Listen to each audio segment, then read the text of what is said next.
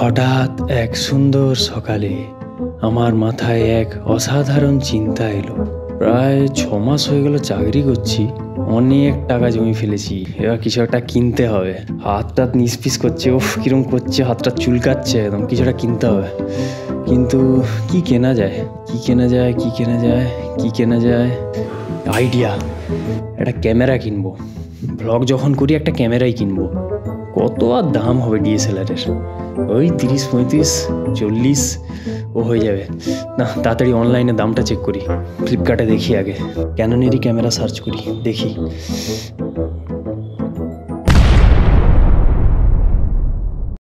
ওরে বাপ রে, কি দেখলাম! Hello guys, welcome back to another video. আজ থেকে প্রায় 2-3 বছর আগে আমি ব্লগ করা স্টার্ট করেছিলাম, ভিডিও করা, ব্লগ করা। তখন অবশ্যই আমার কাছে চাকরি বাকরি কিছু ছিল না, কোনো ইনকাম ছিল না, কিন্তু তখন একটা শখ মনের মধ্যে তৈরি হয়েছিল যে কোনো না কোনো একদিন চাকরি পেয়ে হোক, যাই হোক, মানে যখন নিজের ইনকাম হবে তখন একটা টাকা জমিয়ে ক্যামেরা কিনবো। এই একটা শখ আমি তখন থেকে মনের মধ্যে পুষে রেখেছিলাম। তো এখন চাকরিও এসে গেছে, 6 মাস হলো প্রায়। ওই 6 মাস ধরে টাকা জমিয়ে শেষ অবধি একটা ক্যামেরা কিনলাম। তো সেই ভিডিওই আজকে তোমাদের সঙ্গে শেয়ার করব, কোথা থেকে কিনেছি সেই দিনটা। টুকটাক যা মানে কন্টিনিউয়াসলি ভ্লগ করতে পারিনি, তো টুকটাক যা ভিডিও ফুটেজ শ্যুট করে রেখেছি সেগুলোই তোমাদের সঙ্গে শেয়ার করব। দেখতে থাকো ভিডিওটা, অবশ্যই পুরোটা দেখো। তো চলো স্টার্ট করা যাক, আর বেশি কথা না বাড়িয়ে। তো বন্ধুরা, যেরকম বললাম, 6 মাস ধরে একটু একটু করে টাকা জমিয়ে শেষ অবধি যখন মনে হচ্ছিল যে না আর পাচ্ছি না, এবার কিনতেই হবে, বেরিয়ে পড়লাম আমার এক বন্ধুর সাথে। কোন বন্ধু সেটা একটু পরেই দেখাচ্ছি। দুজন মিলে চলে এলাম মেট্রো গলিতে, যেটি কলকাতার ক্যামেরা মার্কেট হিসেবে খুব বিখ্যাত। মেট্রো গলিতে 2টি দোকান ঘুরিয়ে দেখার পর, সেখানে দাম জিজ্ঞেস করার পর শেষ অবধি এএস ফটোগ্রাফিক স্টোর্স নামক এই দোকানে ক্যামেরাটি আমি নেব বলে ঠিক করলাম। আমার সঙ্গে এসেছে আমার বন্ধু শোভন। তোমরা যারা পাঁশকুড়ায় থাকো তারা অনেকেই ওকে চেনো। ওর একটা খুব সুন্দর চ্যানেল আছে হলিডে ফ্লাই নামে, যেখানে ও বিভিন্ন ধরনের ট্রাভেল ব্লগস আপলোড করে উইথ ড্রোন ফুটেজ। এটা ওর স্পেশালিটি।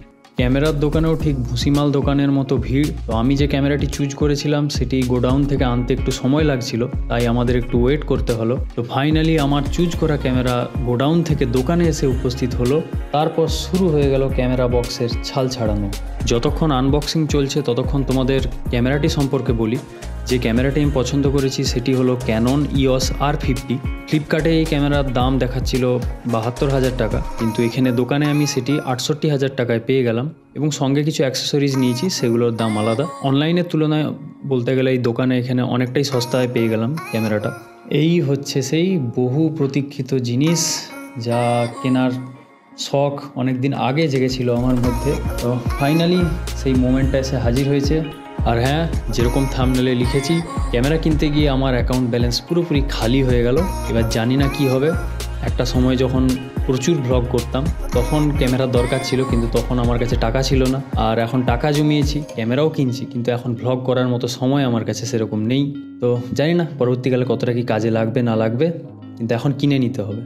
ক্যামেরা কিনা শেষ হলে দুজন মিলে চললাম শ্রীলেদার্সের দিকে, কারণ শোভনের কিছু জিনিসপত্র কেনার ছিল। আর যেতে যেতে রাস্তাতেই আমি ভিডিও করতে শুরু করে দিলাম, কারণ এক্সাইটমেন্ট আর ধরে রাখতে পারছিলাম না। একটু বোঝার চেষ্টা করো, অনেক দিনের শখ পূরণ হলে যা হয় আর কি।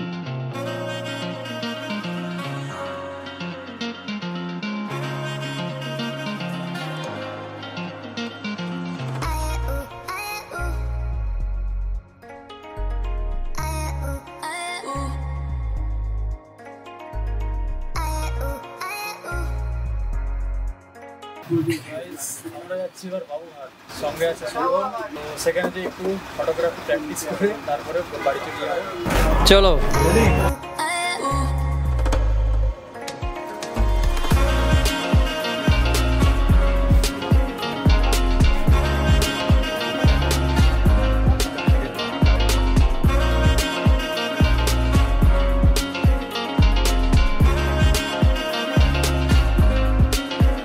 এরপর আমরা লঞ্চে করে ঘাট পেরিয়ে ট্রেন ধরে বাড়ি ফিরে গেলাম। আর কিছুই না, ব্যাস ভিডিও শেষ।